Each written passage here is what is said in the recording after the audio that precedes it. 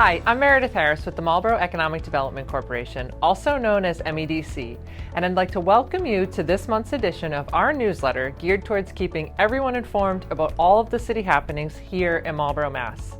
I'll go over the city's business and economic development news and fill you in on what our team is following right here in Marlborough. Here at the MEDC, we were excited to officially kick off the third season of the Downtown Pop-Up Shops, bringing unique retailers to the Weed Street location every Friday through Sunday for residents and visitors to enjoy. This season, we will be adding some pop-ups at the pop-ups, and we're joined by Giaquinto Wildlife Rehabilitation Center this past month to showcase the importance of spreading awareness and protection for our wildlife. Make sure to keep an eye on our social media to see who will be at the shops each weekend.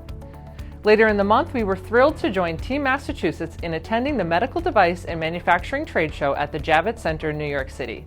The MD&M show features industry partners throughout the country looking to connect, grow, and possibly expand their operations.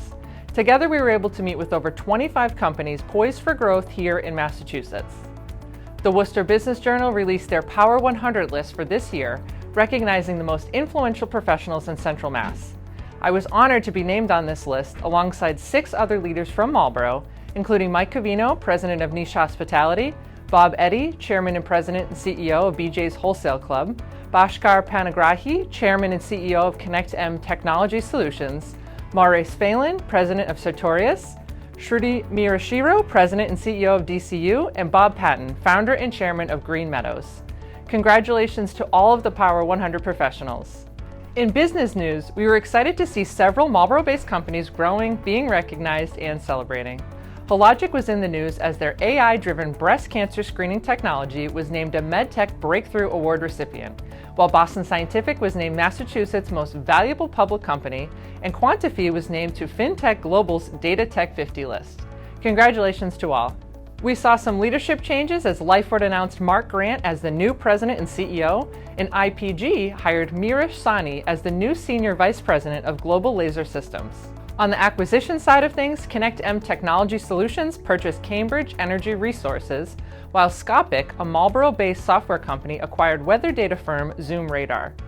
We were excited to see BJ's Wholesale Club growing as they announced they plan to open 25 new stores nationwide over the next 2 years. On a local level, Solomon Pond Mall announced 7 store openings planned for 2025, including Auntie Anne's Pretzels, Nova Gelato, InStyle Mattresses, Blush and Ivy, Slime Zone, InStyle Kids, and NJ Salon. We were very happy to see several businesses celebrating milestones and accomplishments this past month. Vibes Candles was named a fan favorite in Rockland Trust Small Business Big Dreams contest, while Lost Shoe Brewing and Roasting Company won the gold medal at the International Beer Competition World Beer Cup in Indianapolis for their size 6 beer in the Belgian-style double category. And St. Mary's Credit Union was named Large Business of the Year by the Corridor 9 495 Regional Chamber of Commerce. The Marlborough Regional Chamber of Commerce held their annual awards dinner where business leaders from across the region came together in their best Kentucky Derby wear to celebrate and recognize excellence. Congratulations to Build-A-Party, George Ehrenstein with Apex Entertainment, Lori Hill with Stowe Road Pet Sitters, Main Street Bank, AMSA, Jessica Pesci of Pesci Law Office, Cheryl Jouer with Team Sharing, and Joan Bertonazzi for being this year's award winners. Bouvier Pharmacy is celebrating a major milestone as they mark 125 years of business here in Marlborough.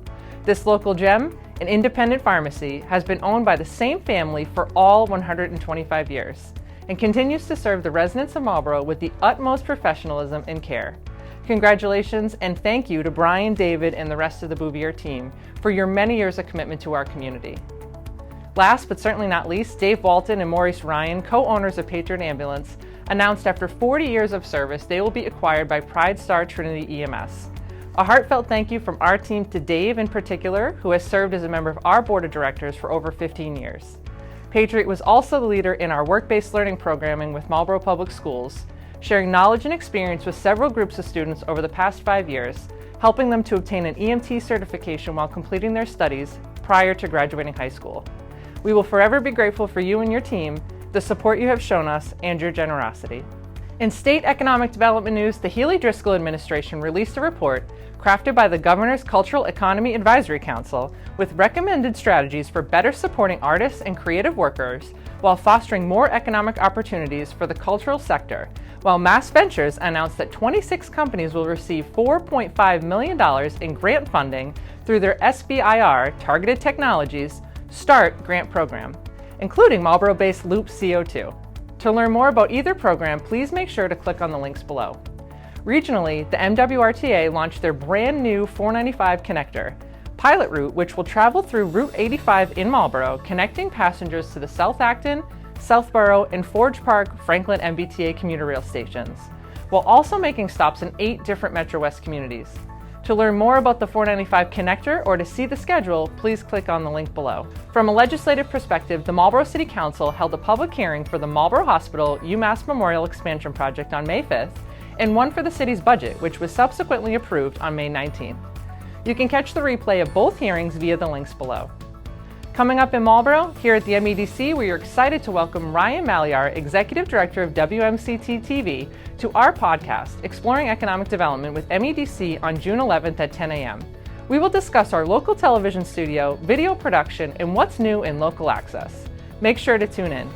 The City of Marlborough Farmers Market, hosted by Lost Shoe Brewing and Roasting Company, will return on June 14th behind City Hall in the newly renovated City Hall Plaza.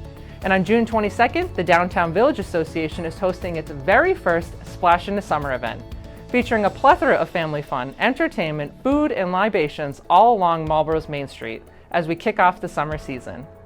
You can find links with information on all of these stories and more in the description of our YouTube video. We also encourage you to like and subscribe to our channel so that you don't miss any of our new content that we are working hard to provide for you. And before we let you go, we would like to spotlight another one of our hardworking and dedicated volunteers on our board of directors. Last month, we featured Molly Broder, Chief Operating Officer of Al Broder's Auto Body, and now we would like to share our next member spotlight featuring Brian Schneidmuller, Senior Director of Human Resources for the Americas at Cytiva. We hope you enjoy getting to know the people that help guide our team each and every day. I'd like to thank you for joining us for this month's edition of Marlborough City Happenings.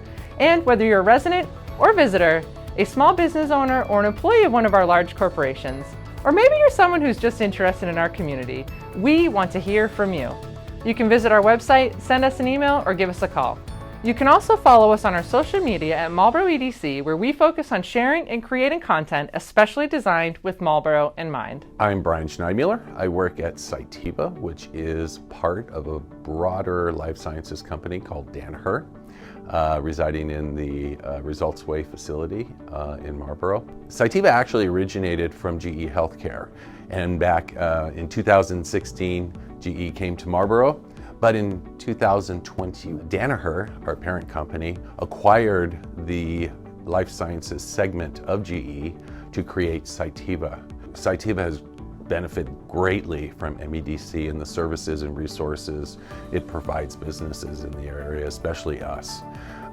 We've taken advantage of the TIF to help us expand our lab space, not just in the past, but currently. We're building lab space in our Results Way facility and creating new opportunities to advance those therapeutics through the R&D work that's taking place in our facility, along with the support functions that also reside in the facility, currently at about almost 600 employees. The work that MEDC does is incredibly important. The work that City Hall does is incredibly important to bring in these businesses, to support these businesses, to support the community for that economic growth. We also draw in talent. We also draw in people that want to live here, people that want to take advantage of the restaurants and shops that are scattered throughout the community, which will only improve the life of everybody in the community, including those small shop, mom and pop shop owners to larger businesses and restaurants.